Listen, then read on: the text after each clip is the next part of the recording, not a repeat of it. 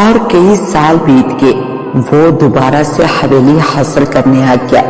2-3 دن تو خیریت سے گزر گئے، پھر گیت کی روح نے انہیں ڈرانا شروع کر دیا، مگر وہ اسے نقصان نہ پہنچا سکی۔ پھر وہ اتنے ڈر گئے کہ حویلی خالی کر دی اور حویلی کے کاغذات بنوا کر ایک امیر کبیر جوڑے کو بھجوا دیا۔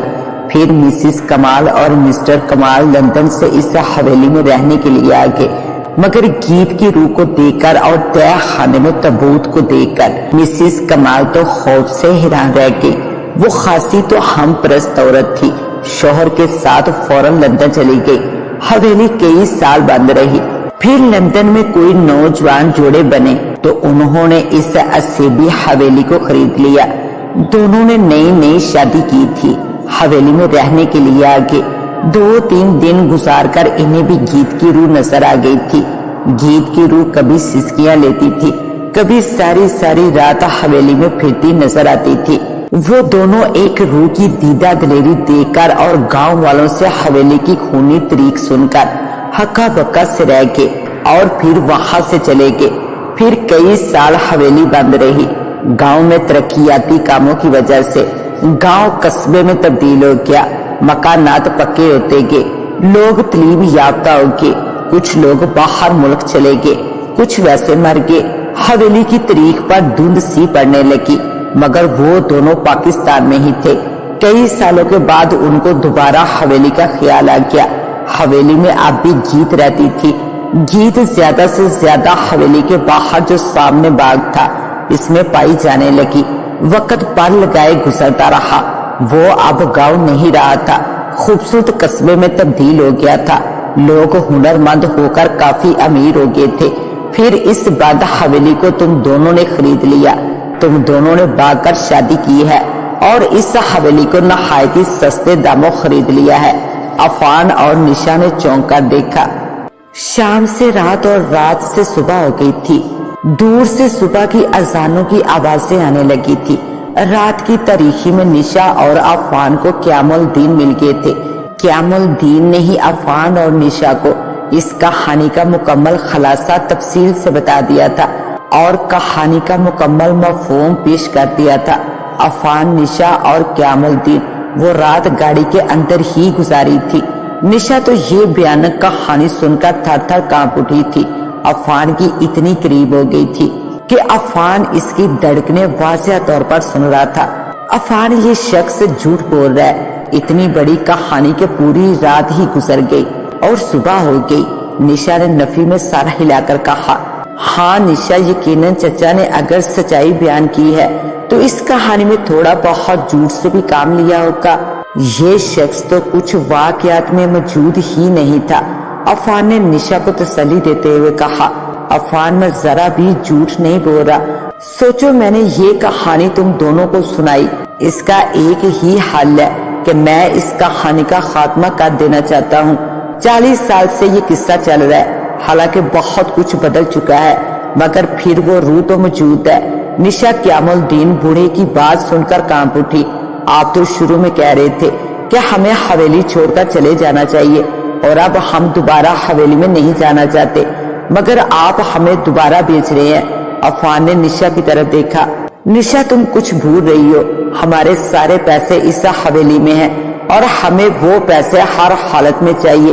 اس پیسوں کے بغیر ہم صفر ہیں اور ہم اس روح کا خاتمہ ضرور کریں گے، کیونکہ یہ حویلی اب ہماری ہے، ہمیں اسے آباد کرنا ہے۔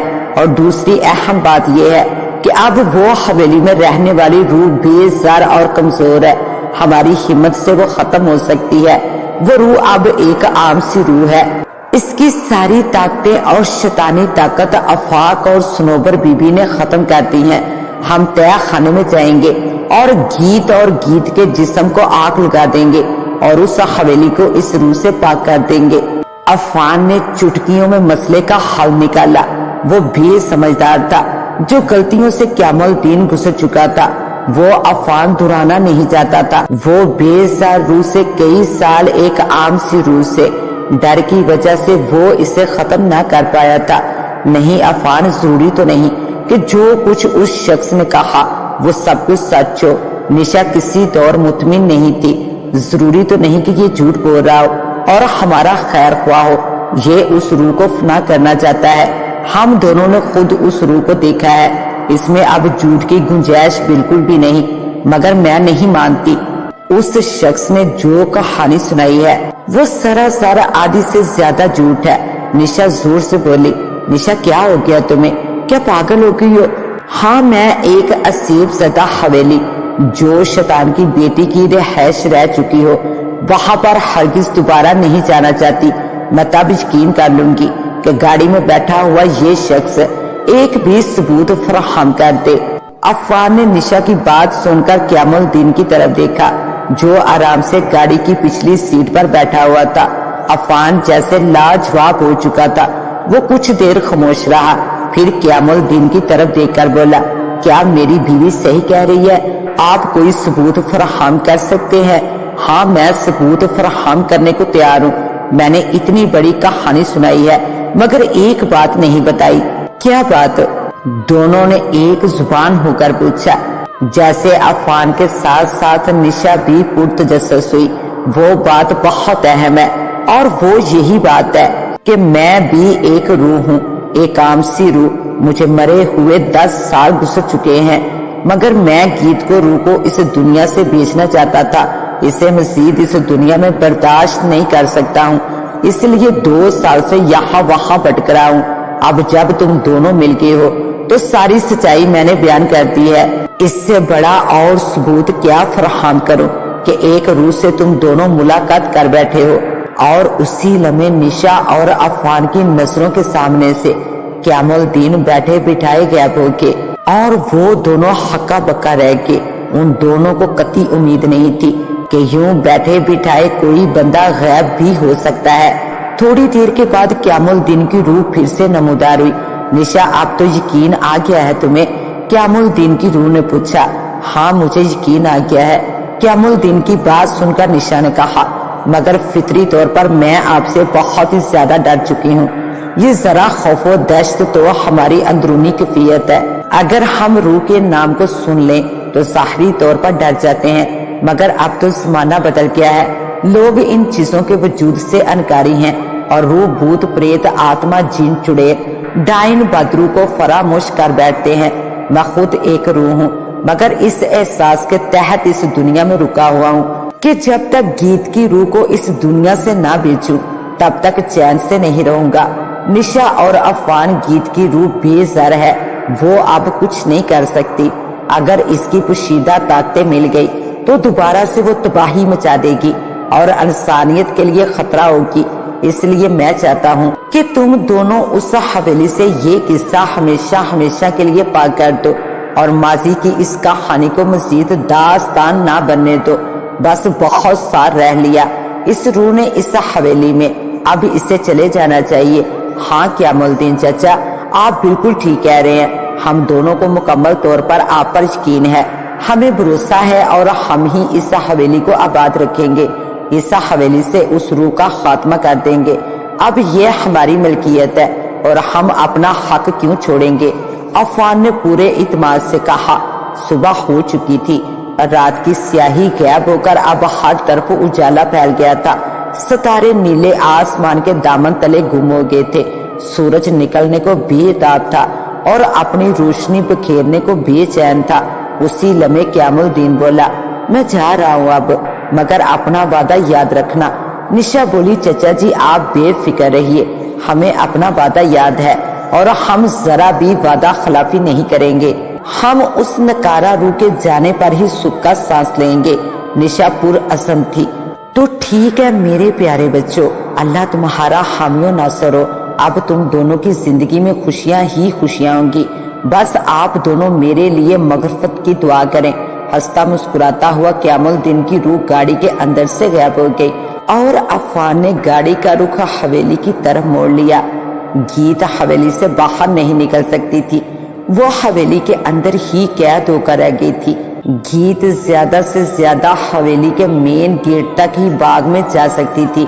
وہ دونوں حویلی پہنچے۔ وہ دونوں کافی تھکے ہوئے تھے، وہ تھکن سے کافی چور تھے۔